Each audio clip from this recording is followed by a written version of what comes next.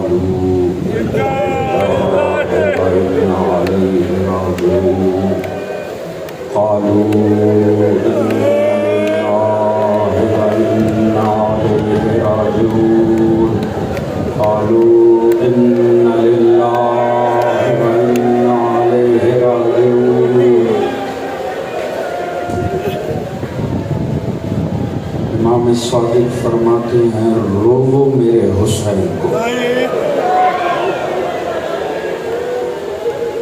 معصوم فرماتے ہیں رو میرے حسین کو جنہیں مثل گوسفند ذبح کر دیا گیا۔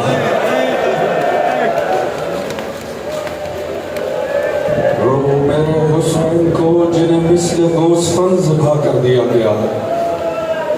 گوسفند تو جانتے ہیں کسے کہتے ہیں، مثل دمبے کے ذبح کر دیا گیا۔ آیت اللہ جعفر شستی فرماتے ہیں مجھے امام کا یہ فرمان بڑا عجب لگتا تھا، معصوم نے کیوں اس طرح سے کہا رو میرے حسین کو جنہیں مثل گوسفند ذبح کر دیا گیا۔ فرماتے ہیں پھر میں نے تھوڑا غور کیا تو مجھے شاید سمجھ میں آیا امام کیا کہنا چاہ رہے تھے، کیونکہ جب گوسفند کو ذبح کیا جاتا ہے تو کوئی بھی اس ذبح کرنے والے کو روکتا نہیں ہے۔ دنیا چاروں طرف کھڑا ہو کر تماشا ضرور دیکھتی ہے مگر کوئی چلتے خنجر پہ ہاتھ نہیں رکھتا، کوئی یہ نہیں کہتا نہ ذبح نہ کرو، کیونکہ ہر دیکھنے والے کی نظر میں اس کا ذبح کرنا حلال ہوتا ہے۔ فرماتے پھر سمجھ میں آیا کیوں مولا نے فرمایا رو میرے حسین کو جنہیں مثل گوسفند ذبح کیا گیا، کیوں لوگ تماشا دیکھتے رہے، زہرا کا لال کٹتا رہا، کسی نے آگے بڑھ کر نہیں کہا ظالم نہ کاٹ یہ رسول کا نواسا۔ اجرکم اللہ۔ وہ فرماتے میں سوچ رہا تھا معصوم نے کیوں فرمایا رو میرے حسین کو جنہیں مثل گوسفند ذبح کیا گیا۔ فرماتے ہاں پھر میں نے غور کیا تو مجھے سمجھ میں آیا کہ جب گوسفند کو ذبح کیا جاتا ہے نا تو ذبح کرنے کے بعد سر کو دھڑ کے ساتھ چھوڑا نہیں جاتا، سر کو دھڑ سے جدا کر لیا جاتا ہے۔ شاید اسی لیے کہا ہوگا کہ جب ظالم نے مظلوم کی گردن پہ خنجر چلایا تو ایک مرتبہ سر کو جسم سے جدا کر لیا۔ فرماتے میں سوچ رہا تھا کیوں معصوم نے فرمایا رو میرے حسین کو جنہیں مثل گوسفند ذبح کیا گیا۔ پھر فرماتے ہیں میں نے غور فرمایا اور بڑی سخت بات ہے معذرت کے ساتھ، وہ فرماتے ہیں کہ جب گوسفند کو ذبح کیا جاتا ہے نا تو ذبح کرنے والا جسم کو چھوڑ نہیں دیتا، ذبح کرنے کے بعد جسم کے ٹکڑے بنائے جاتے ہیں۔ وہ فرماتے ہیں شاید اسی لیے کہا ہوگا کہ ظالموں نے ذبح کرنے کے بعد لاش مظلوم کو چھوڑا نہیں، لاش پہ گھوڑے دوڑا دیے، ٹکڑوں میں بٹ گیا زہرا کا لال۔ بہن دیکھ کے کہتی حالت تاخیر کیا تو ہی میرا بھائی حسین؟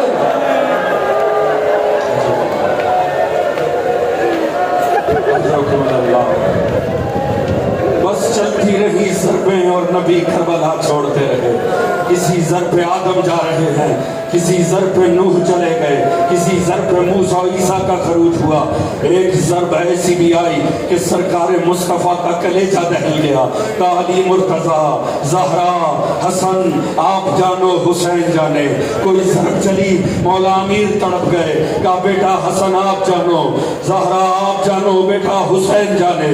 مولا امیر بھی چلے گئے، ایک ضرب چلی کہ مولا حسن بھی نہ رہ سکے، کہا اماں زہرا اب میرا حوصلہ تمام ہوا، بس ضربوں پہ سب چلے گئے۔ ایک آخری ضرب چلنا شروع ہوئی، پیاسے گلے سے صدا آئی اماں زہرا، پاس سے صدا آئی میرے لال حسین، تیری ماں تیرے پاس ہے، ظالم نہ مار، میں نے چکیاں پیس پیس کے بعد۔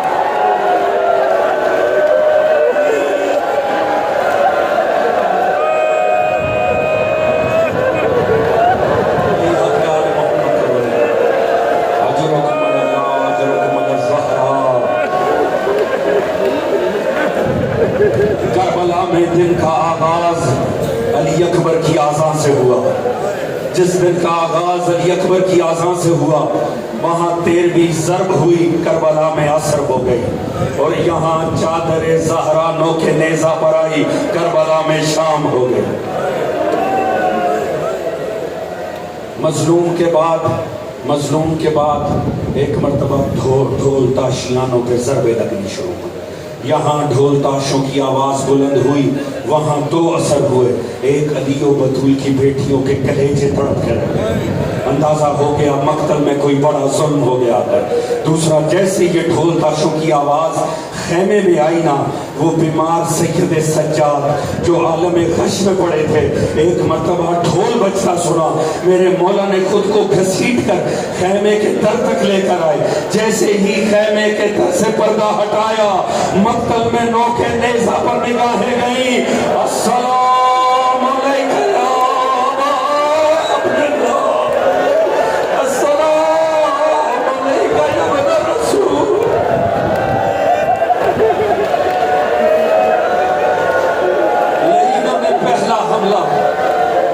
حملے کی تیاری کی۔ علماء مقتل نے لکھا پہلا حملہ ہوا گنج شہیدہ پر۔ گنج شہیدہ وہ بڑا مرکزی خیمہ تھا جس میں سارا دن میرا مولا لا کے لاشیں اکٹھی کر رہا ہے، لا کے جس میں میرے مولا نے 72 لاشیں اکٹھی کی تھی۔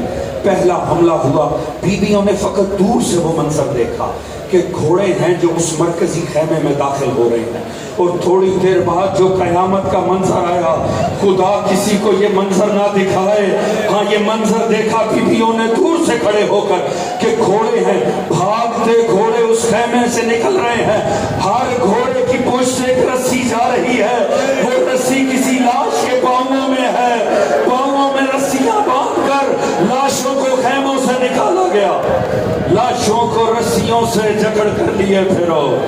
علی زادیاں تو گھر سے نکلتے ہی مر گئی۔ ایک مرتبہ ساری لاشوں کو باہر نکالا، ایک ایک گردن جدا ہونی شروع ہوئی، نو کے نیزہ پہ سر آویزہ ہونے شروع ہوئے۔ کسی بدبخت نے آگے بڑھ کر گننا شروع کیا، جب سروں کو گننا شروع کیا ایک لعین نے کہا مجھے لگتا ہے ایک سر کم ہے، ایک سر کم محسوس ہو رہا ہے۔ کوئی دوسرا لعین آگے بڑھا، اس نے کہا پسرے سال میں نے دیکھا تھا حسین پشت خیمہ پر کسی شے کو مٹی میں دفنا رہے تھے، مجھے لگتا ہے وہ جو ایک سر کم ہے، ایسا لگتا ہے حسین نے کم از کم ایک قبر ضرور بنائی ہے۔ اب اس کے بعد کاش آسماں پھٹ جاتا، کاش زمین شک ہو جاتی۔ علی و بطول کی بیٹیوں نے ایک عجیب منظر دیکھا نیزے ہیں جو بار بار زمین میں جا رہے ہیں، کربلا کے سینے پر نیزے زمین میں جا رہے ہیں، بس دور کھڑی رباب نے، ساتھ کھڑی ہے سکینہ، ایک عجیب قیامت کا منظر دیکھا جب ایک نیزہ زمین سے باہر آیا، ساتھ رباب کا جگر باہر آیا، دیکھا نیزے پہ علی اصغر، ماں نے تڑپ کے کہا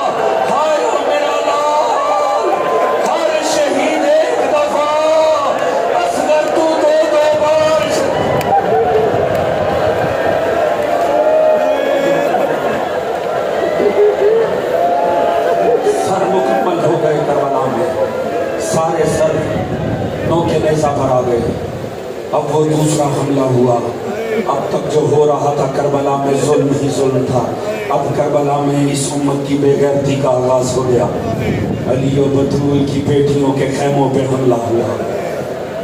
کیا عجب عالم غربت ہوگا اس بحر کربلا میں جب علی و بطول کی بیٹیاں اپنی چادروں پہ ہاتھ رکھتی ہوں گی اور نیزے ہاتھوں سے ٹکراتے ہوں گے۔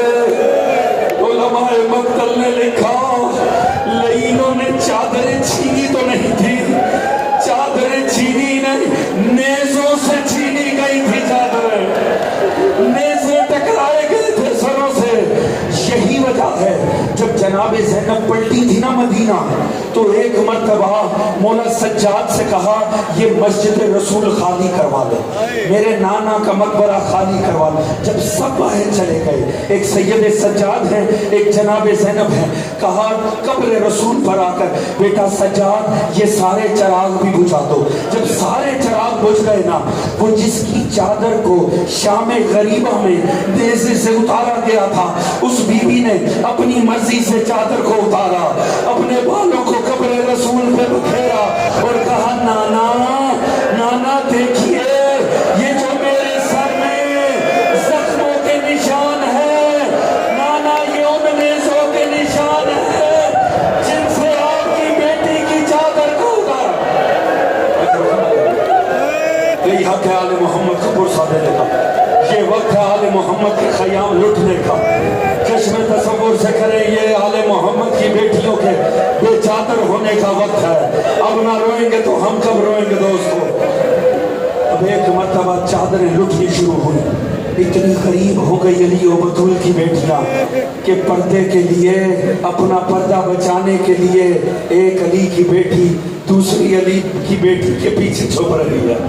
اتنی غریب ہو گئی، غازی کو صدائیں دیتی رہی، کسی لئی نے رحم نہیں کیا، بیٹیاں یا عباس کہہ کے ماتم کرتی رہی، ظالم نیزروں سے چادریں اتارتے رہے۔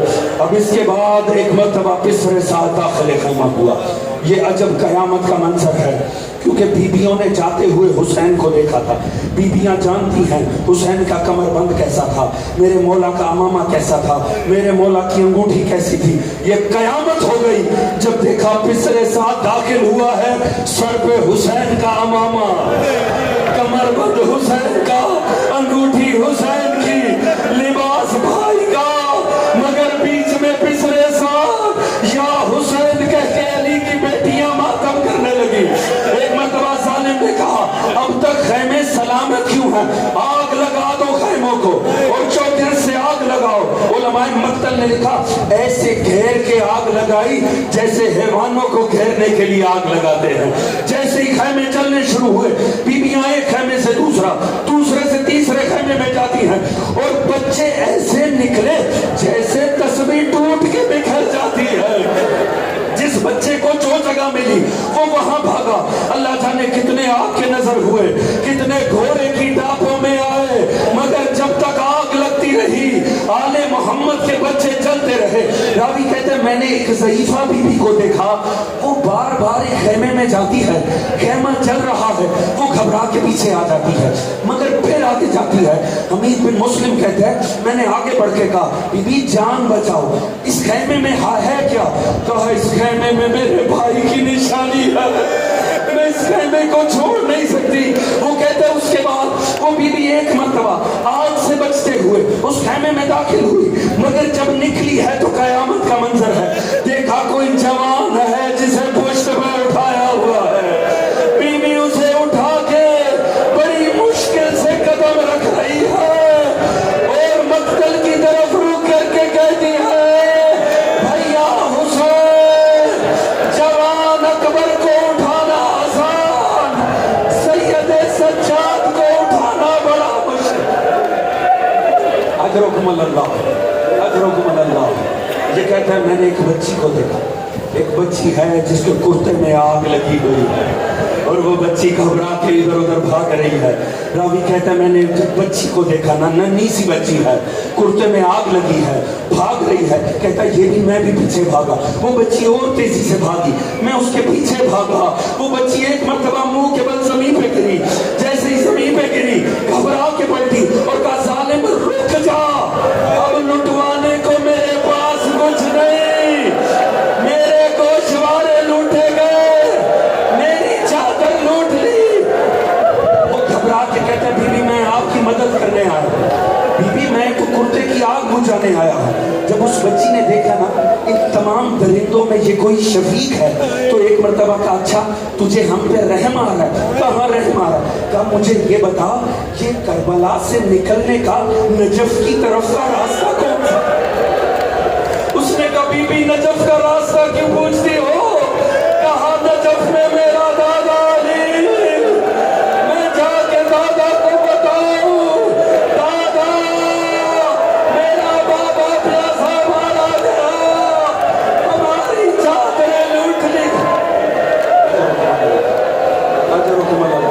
के आले मोहम्मद को रोने।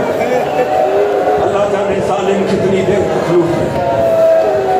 लूट लिए तबर्रुकात अली व बतूल, लई चले गए, आग हर तरफ जारी थी। एक मर्तबा लूट कर बदबख्त दूर चले गए, अपने नजस लाशें दफनाने में मसरूफ हुए।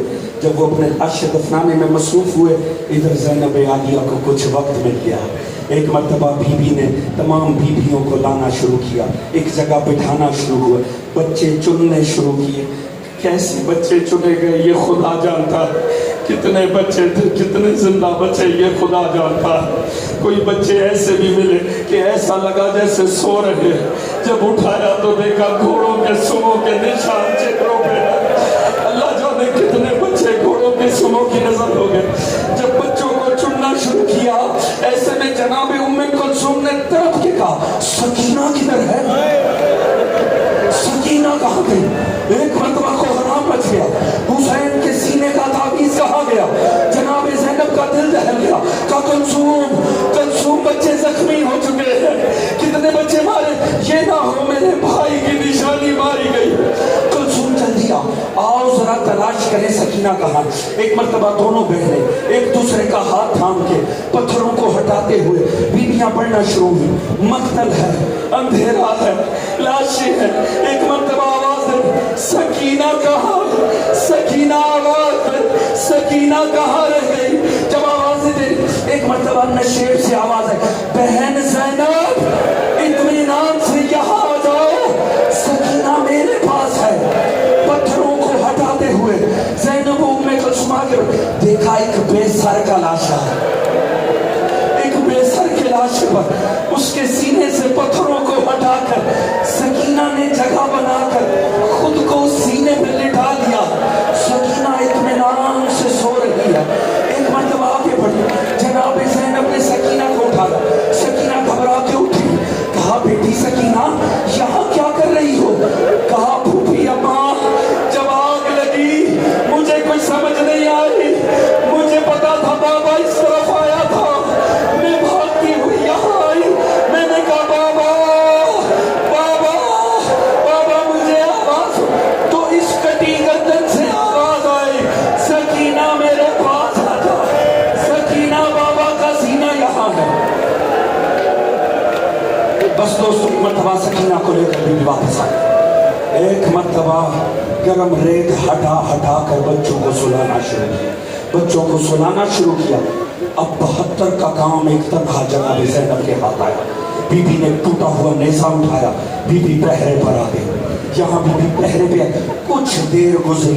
बाज़ उलमाए मक्तल ने लिखा, हुर की जोजा एक मशकीज़ा 2 प्याले कुछ सूखे चने लेकर दाखिल हुई उस जगह पर और आकर कहा, बीबियों ये मैं पानी लेकर आई हूँ।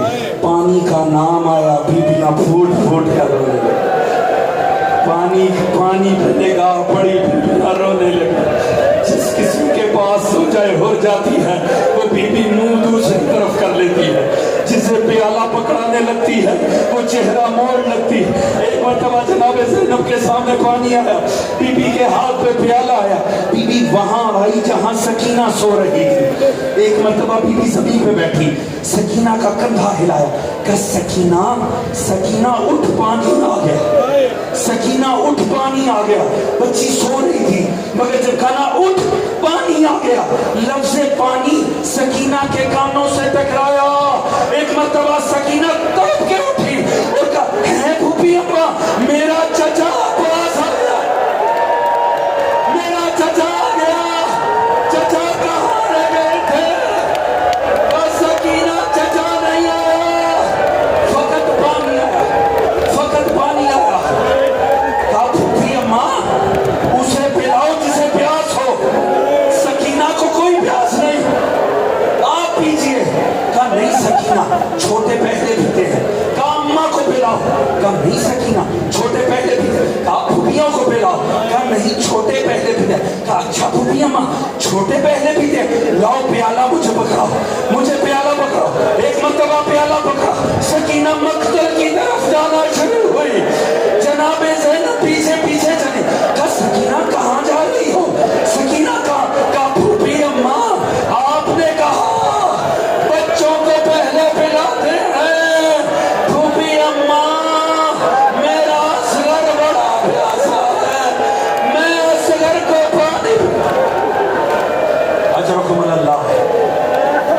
آخری جملے آپ کی زیادہ تمام. ایک مرتبہ بچوں کو ایک جگہ سمیٹ کر جناب زینب پردے پر آئی, جناب زینب پہرے پر آئی. اب بی بی چلتی چلی جا رہی ہے. عباس دیکھ تیری بہن پہرے پر آ گئی ہے, اکبر دیکھ تیری پھوپھی پہرے پر آ گئی ہے, حسین دیکھو تمہاری بہن پہرے پر آ گئی ہے. ایک مرتبہ خدا جانے بی بی کے دل میں کیا آیا, بی بی نے رخ کیا نجف کی طرف. ناد علی, ناد علی کی صدا کا بلند ہونا تھا. خدا کی قسم جن کی بیٹیاں ہیں وہ جانتے ہیں, اللہ جانے بیٹی کا باپ کے دل میں پیار کیا ہوتا ہے.